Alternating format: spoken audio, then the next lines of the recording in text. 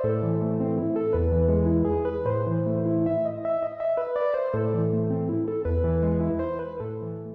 लोगों के लिए अपडेट लेके आता हूं आपके चैप्टर, आपके सिलेबस और आपके स्टडी मटेरियल के बारे में। Students and my dear viewers, on your due request I have started my explanation on The Merchant of Venice, one of the renowned comedy by great Shakespeare। और इसके explanation में अब तक जो लास्ट मैंने वीडियो अपलोड किया है उसमें हमने फिनिश कर लिया है एक्ट 1 का सीन 1। आज हम स्टार्ट करने वाले हैं एक्ट 1 सीन 2, जो ओपन्स होता है यह सीन बेलमंट में, जहां की पोर्शिया रहती है। इस सीन में हमारे सामने दो कैरेक्टर दिखाई पड़ेंगे। पोर्शिया, अब तक हमने पोर्शिया को केवल सुना है, उसके बारे में एंटोनियो और बेसेनियो के बीच में जो कन्वर्सेशन हो रहा था वहां पर आज उनसे मिलने का मौका मिलेगा, और उसके साथ उसकी मेड है नरिशा, इस दो से मिलेंगे इस सीन में, राइट। और इसके अलावा 6 स्वीटर्स जो पोर्शिया से शादी करने के सोचकर आए हुए हैं, इस 6 का कैरेक्टर का विश्लेषण जो डिस्क्रिप्शन कर दे रही है नरिशा के सामने पोर्शिया, उसको भी देखेंगे, right.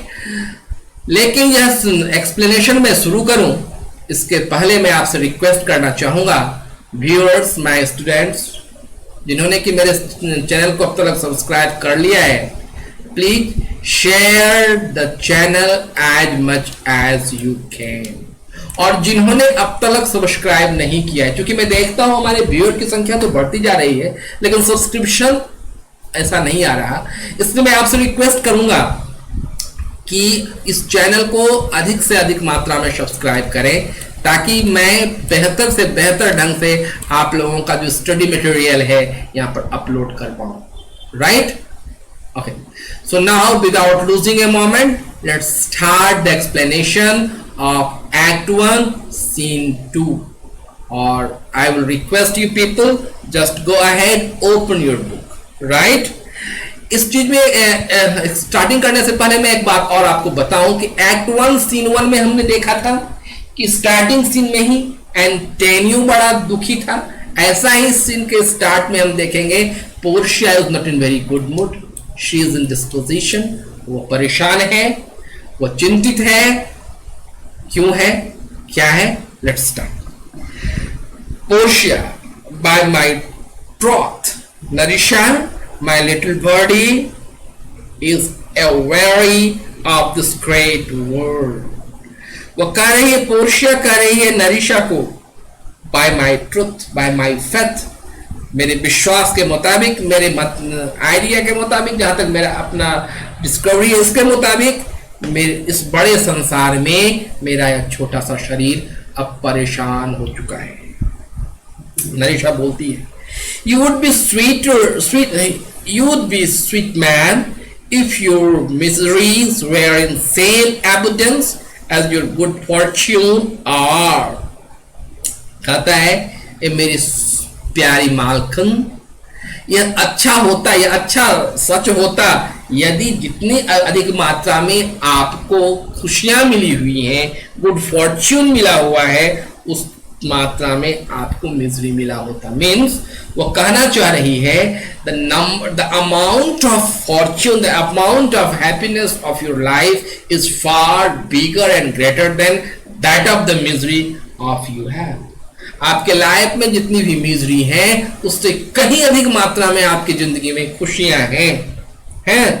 For what I see, कहता है कुछ भी अगर मैं देख पाती हूं वह क्या है, they are arishik that sufficed with so much as they are starved with nothing। या ऐसा ही लग रहा है जैसे कि जिसके पास ज्यादा होता है वह भी सिक होता है, वह भी परेशान है, वह भी बीमार है, और जिसके पास कुछ भी नहीं है वह भी बीमार है। इसलिए वह कह रही है it is no mean happiness, कहीं भी खुशी नहीं। जिसके पास ज्यादा है वहां भी खुशी नहीं, जिसके पास नहीं है वहां भी खुशी नहीं। Therefore to be seated in the mean, इसलिए बेहतर है कि बीच में ही रहा जाए, ना तो अत्यधिक सुख के में रहा जाए, ना तो अत्यधिक दुख में रहा जाए। Superfluity comes sooner by white hair, but contupency lives long. कहता है जिसके पास बहुत ज्यादा हो वहां जल्दी ही बुढ़ापा चला आता है. Means if we are accustomed with our luxurious life, then definitely वहां संभावना क्या है कि हम जल्दी बीमार पड़ जाएंगे. बुढ़ापा जल्दी आने का एक प्रकार से यहाँ मीनिंग बताने का प्रयास कर रहे हैं शेक्सपियर कि उसके पास बुढ़ापा जल्दी आ जाती है, उसके शरीर की जो है प्रतिरोधक क्षमता घट सी जाती है, उसका एनर्जी लेवल डाउन हो जाता है, जबकि वह व्यक्ति जो ज्यादा मेहनती होता है, जिसके पास आवश्यकताएं अधिक के मुताबिक साधन नहीं होते, उसे पूरा करने के लिए वह क्या करता है, मेहनत ज्यादा करता है, तो ज्यादा तक जिंदा रहता है, बुढ़ापा कम आता है. Right. Good Portia, good sentences and good pronounced. Portia कह रही अच्छे समय पर अच्छा बात तुमने कहा है. गुड सेंटेंसेस, वेल प्रोनाउंस, सही ढंग से तुमने अपने बात को यहां पर प्रकट किया है. Nerissa, they would be better if well followed. कहता है यह और अच्छा होता, हमारी बात और अच्छी होती अगर इसको सही ढंग से फॉलो किया जाता. राइट. नरिशा की इस बात को सुनने के बाद आप देखते हैं कि पोर्शिया का एक लंबा सा मोनोलॉग है. मुझे तो लगता है कि नरिशा की इस बात से शायद कहीं पोर्शिया का ईगो टच हट कर गया होगा और इसलिए उसने एक लंबा सा डायलॉग दिया कि लगा मेरी मेड होकर इस तरह की बात करेगी, संभव नहीं है. पोर्शिया कहती है if to do were as easy to know what were good to do, chapels had been churches and poor man's cottage princess palace. If to do good thing were as easy as to know. मतलब किसी भी अच्छा काम करना अगर इतना आसान होता जितना बोलना आसान है, करना उतना ही मुश्किल होता है. तो उसका कहने का मतलब कि it is very easy to teach, very easy to give some suggestion, लेकिन very hard to execute. उसी काम को करना बड़ा मुश्किल सा होता है. अगर ऐसा नहीं रहा होता तो चैपल्स चर्च बन गए होते और गरीब की जो कुटिया है, जो कॉटेज है, वो प्रिंस का कैसल बन चुका होता है. राइट. प्रिंस का पैलेस बन चुका होता है. It is good divine that follows own instruction. अपने इंस्ट्रक्शन को फॉलो कर लेना एक स्वर्गिक है. मतलब it is very rare person are found in the world who can execute their teachings. अपने सिद्धांत के ऊपर जीने वाले बहुत कम ही लोग पाए जाते हैं.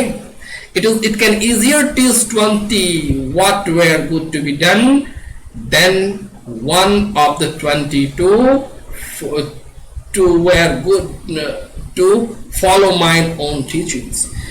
पोर्शिया कह रही है कि 20 आदमी को सिखा पाना बड़ा आसान है. It is very easier to preach and teach to as much as 20%.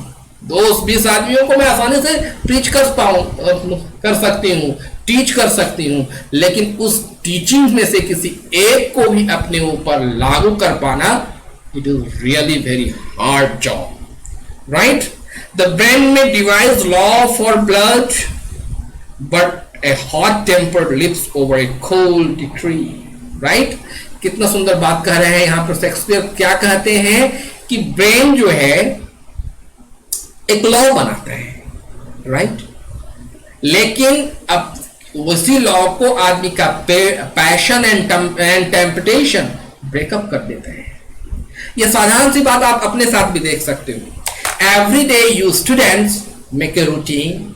खास करके जब जो आपका एग्जामिनेशन नजदीक आता जाता है, आप अपने आप को फोकस कर देना चाहते हो स्टडी के ऊपर, you prepare your daily routine chart. बनाते तो हो, लेकिन कहीं ना कहीं आपका पैशन, आपका टेम्पटेशन उसी लॉ को ब्रेक करने के लिए तैयार हो जाता है और एक्चुअली वो ब्रेक कर भी देता है. राइट. यहां पर शेक्सपियर यही बात कर रहे हैं और एक उदाहरण के साथ समझाने का प्रयास कर रहे हैं. The madness of youth is like a hare. आदमी जो यूथ होता है वो क्या होता है, उसका madness just like a hare, खरगोश की तरह होता है. Skipping over net of goods advice. अच्छे जो एडवाइस है उसके ऊपर वो स्किप करता है This is lame, but in line of thinking will not help to choose good right. उसका क्या है, उसके ऊपर वो मचलता तो है लेकिन इट इज लेम, लेकिन उसका जो मचलना है, उसकी जो मोशन है, एक्टिविटीज है, it is not with full passion, right. But this reason is not in fashion to choose me a husband. लेकिन यह रीजन जो है, यह जो रीजन बता रही है, वह जो व्याख्या बता रही है, ये उसके लिए लागू नहीं है. किसके लिए? पोर्शिया के लिए. किस काम के लिए वो कर रही है? To choose me a husband. I can't choose my own husband because choose word जो है is no more for me. कह रही है मेरे लिए चूज वर्ड है ही नहीं, मैं चूज ही नहीं कर पाऊंगी. I may either choose whom I would not refuse whom I like. जिसे मैं पसंद करती हूं उसे मैं चूज नहीं कर सकती, जिसे मैं हेट करती हूं उसे मैं रिफ्यूज नहीं कर सकती. क्यों? क्या कारण है भाई? Is the will of living daughter curbed by the will of dead father. क्योंकि एक जीवंत बेटी का जो विल है वह एक मरे हुए बाप के विल से कर्व कर दिया गया है, क्रश कर दिया गया है. हमें पता है कि पोर्शिया के फादर ने जो विल लिखा था उसके बारे में यहां पोर्शिया बता रही है. she wants to say that his personal will has been crushed and curbed by the will of her dead father, right? It is not hard, is it not hard, Narisha, that I cannot choose one or refuse one? सचमुच वह कितनी असहाय सी है और कह रही है नरिशा, यह कितनी अजीब बात नहीं है कि ना तो मैं किसी को रिफ्यूज कर पाती हूँ, ना तो मैं किसी को सेलेक्ट कर पाती हूँ, राइट. याद कर लीजिए एक्ट 1 सीन 1, वहां भी ऐसा ही डिस्कशन कुछ चल रहा था. निराशा की भावना थी एंटेनियो में और वो अपने दो फ्रेंड के से इसका डिस्कशन कर रहा है. इस फर्स्ट सीन के बाद सेकेंड सीन में भी ऐसे ही एक निराशा की भावना, एक निराशा का तरंग लहरा रहा है नरेशिया और पोर्शिया के बीच में. तो पोर्शिया के इस निराशा भरे बात को देखकर नरिशा समझा रही है, उसे कहती है your father was ever virtuous. आपके पिताजी काफी गुणज्ञ थे. The holy man at his death had good inspiration. He was a religious person and definitely during the time of his death उनको एक अच्छा इंस्पिरेशन कुछ आया होगा. Therefore इसीलिए the lottery, the selection that he has devised in these 3 chest of gold, silver and lead, और इसलिए 3 different chest में उन्होंने लॉटरी रखी, एक सिलेक्शन करने का रखा. who choose his meaning choose you. जो उसको चूज कर पाएगा इस नाते वो आपको चूज कर पाएगा. will not doubt, never be chosen by rightly but who will rightly love. या केवल सही व्यक्ति ही नहीं चूज कर पाएगा, मुझे तो पक्का विश्वास है वही चूज कर पाएगा जो आपसे प्यार करेगा. But what warmth is there in your affection towards any of these princely sweeter that are already come.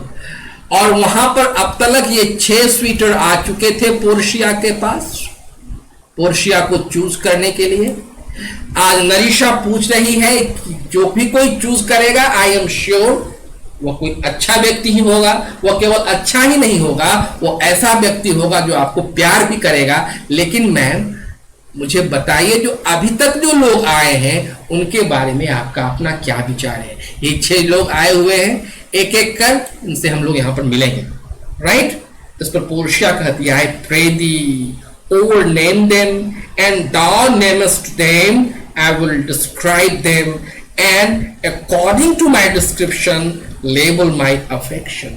Portia कहती है तुम उनमें से सबका नाम बोलो और नाम बोलने के बाद मैं उसको डिस्क्राइब करूंगी तुम्हारे सामने और after this description of mine तुम चूज करना मेरा अफेक्शन उन लोगों के साथ कैसा है, राइट. तो चलिए एक एक कर सबसे मिलते हैं हम भी. पहला है नेपोलियन. देखिए इसके बारे में क्या विचार है. Narisha, first there is Napoleon Prince. Portia, it is a cold wind day. for he doeth nothing but talk of his horse, and he makes it a great appropriation to his own good part that he can show him himself. जो ही नरेशा ने नाम लिया Napoleon का, Portia कहती है it is a cold Indeed, ये वास्तविक में वह क्या है, कोल्ड है. And what is the meaning of cold? Cold is a young horse. वो अपने आप में एक यंग हॉर्स है, राइट? क्यों भाई? क्योंकि वो हमेशा अपने घोड़े के बारे में ही बात करते रहता है और काफी बूस्टअप करता है अपने आप को कि वह घोड़े को शू पहना सकता है. शू को हिंदी में कहते हैं नाल. घोड़े का नाल आप लोगों ने भी देखा होगा. इट इज यू शेप का होता है, जैसे हम बोलते हैं शू ऑफ हॉर्स. तो से पहनाना आसान काम नहीं है, लेकिन वो अपने आप को बूस्टअप करते रहता है कि मैं घोड़े को भी शू पहना सकता हूं. इसलिए पोर्शिया ने क्या कहा, वो क्या है, it is a young horse, right? Nerissa, then is there the country Palatine. पहला का जो डिस्क्रिप्शन सुना, it was not a good description, right? So Nerissa उसके सामने दूसरा ऑप्शन रखती है, कंट्री पैलेंटाइन. देखिए इसके बारे में पोर्शिया क्या बताती है उसको. ही डॉट नथिंग बट फ्राउन. वह कुछ नहीं करता है, क्या कर रहता है, हमेशा चिंतित बना रहता है. मालूम पड़ता है कि उसके चेहरे से निराशा और चिंता टपक रही है. फ्रॉनिंग उसे ही कहा जाता है. As who should say, and you will not have me choose he, right? If you will not have me choose anyone. मालूम क्यों आप कह रहा हो, अगर मुझे पसंद नहीं तो किसी और को पसंद कर लो. I have no tension at all. मुझे उससे कुछ नहीं चाहता. He hears merry tales and smile not. अगर उसके सामने मैरी टेल भी कहा जाए, हंसी की बातें कही जाए, कोई जोक कहा जाए, तब भी वह नहीं हंसेगा. I fear he will prove the weeping philosopher when it grows old. Portia कहती, मुझे तो लगता है कि जब वह बूढ़ा होगा ना तो रोने वाला एक फिलोसोफर बनेगा. being so full of manly sadness in his youth, right? अभी भी जवानी में वो मैनली सैडनेस में है. जिस तरह का सैडनेस आदमी में होना नहीं चाहिए, इस तरह का सैडनेस उसको जवानी में ही आ गई है. वह जवानी जो कि कहा जाता है द फुल ऑफ एनर्जी का पीरियड होता है, अभी जो तरह की उसमें आ गया है दुख का भाव. तो निश्चित तौर पर जब वह बूढ़ा होगा तो एक रोने वाला फिलोसोफर बनेगा. I had rather be married to a death's head. मैं एक मरे हुए स्कल से शादी कर लूं, with a bone in his mouth than to either of these. जिसके मुंह में हड्डियां हो, लेकिन इन दोनों से शादी करना शायद मेरे लिए संभव नहीं है. God defends me from this too. भगवान मेरी इन दोनों से रक्षा करे, क्योंकि मैं तो कुछ कर नहीं पाऊंगी. बिकॉज उसने पहले ही कह चुका है कि चूज शब्द उसके पास नहीं है. वो किसी को लाइक नहीं कर सकती, किसी को डिसलाइक नहीं कर सकती, किसी को रिफ्यूज नहीं कर सकती. That's why being so meek and humble she prays to God to defend her, right? Narisha, how you say by the French Lord Monsieur Le Bon. दो का सुनने के बाद वह ये सब तीसरा ऑप्शन उसके पास दे रही है, मॉनिशर ले बॉन. यह कैसा है उसके बारे में देखिए क्या बता रही है. God made him and therefore let him pass for a man. भगवान ने उसे बनाया है, इसलिए चलो उसे मैं आदमी मान लेती हूँ, है ना. In truth, I know it is a sin to be a mocker. In truth, वास्तविक सच्ची बात है, किसी का को मॉक नहीं करना चाहिए, किसी का मजाक नहीं उड़ाना चाहिए. बट ही, लेकिन उसका why he has a horse better than the Napoleons, a better habit of frowning. लेकिन वह नेपोलियन के घोड़े से अच्छा है और वह उस फ्रॉनिंग से अच्छा है. किससे? कौन फ्रॉनिंग कर रहा था? Country palatine. कौन थी पैलेटाइन? उसमें फ्रॉनिंग बताया गया है और नेपोलियन को हॉर्स. कहती है पोर्शिया दोनों से वह अच्छा है, right? He is every man is no man, right? कहता he is every man is no man, उसके अंदर सब कोई है लेकिन वह नहीं है. If thrusting sing, he falls straight a capering, he will fence with own shadow. If I marry him, I should marry 20 husbands. He has everybody's personality and none of his own. Is a thrusting, he steadily start jumping on a stone. Right? कहता है वो रातों रात किसी का tune सुनता है तो गाने भी लगता है. हाँ. He will duel with his own shadow.